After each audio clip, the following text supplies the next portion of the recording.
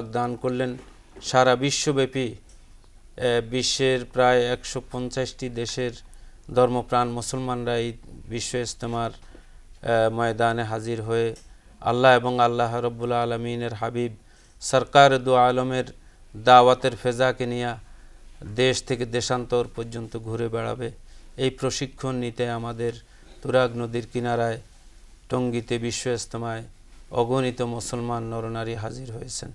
এটি একটি অনেক গুরুত্বপূর্ণ কাজ। ইসলামের প্রাথমিক কাজ হিসাবে এই কাজটি আমরা সকলে মিলে করলে আমরা অনেক ফায়দামন্দ হব। আল্লাহ আমাদের সকলকে ফায়দা দান করুক। এই ইজতেমা থেকে আমরা শিক্ষা গ্রহণ করব যে এই জমিনের সমস্ত আহকাম হুকুম আহকাম তরিকা সব চলবে আল্লাহর হুকুম মতো, নবীর তরিকা মতো। এই আল্লাহর হুকুম এবং নবীর তরিকা এই দুইটা জিনিসের মধ্যে শান্তি এবং কামিয়াবি। আল্লাহ রাব্বুল আলামিনের হাবিব আল্লাহ রাব্বুল আলামিন ইরশাদ করেন, উদউ সাবিল রাব্বিকা বিল হিকমাতি ওয়াল মাউইজাতিল হাসানা, তোমরা দাওয়াত পেশ করো কৌশলে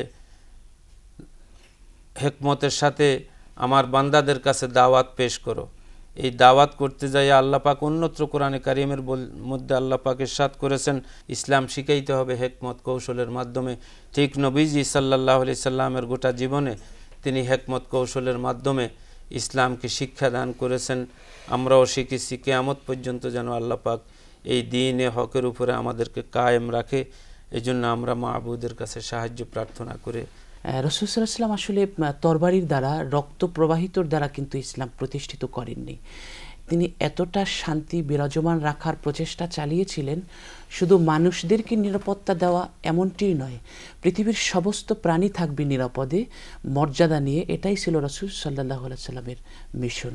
একটি দৃষ্টান্ত, রাসূল একদিন তাহাজ্জুদ নামাজের জন্য মসজিদে যাবেন।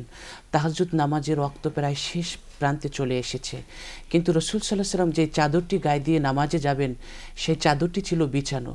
সেই চাদরের উপরে একটি বিড়াল ছানা এসে ঘুমিয়ে পড়েছিল। রাসূল শুধু অপেক্ষাই করতেছিলেন কখন সেই বিড়াল ছানার ঘুম ভাঙবে আর তার গায়ের সে চাদরটি গায়ে দিয়ে রাসূল নামাজে যাবেন।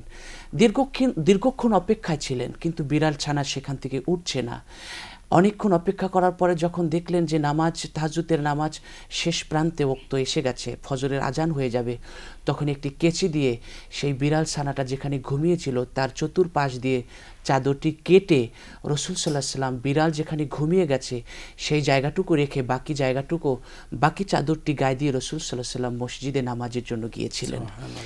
এই বিশ্ব ইজতেমা আমাদের সকলের জন্য সুখ এবং শান্তি নিয়ে আসুক, বয়ে আনুক, এবং আমরা সকলে বিশ্ব ইজতেমায় অংশগ্রহণের মাধ্যমে আমাদের হৃদয়কে উন্নততর, পবিত্রতার, মহত্তর করে গড়ে তুলি।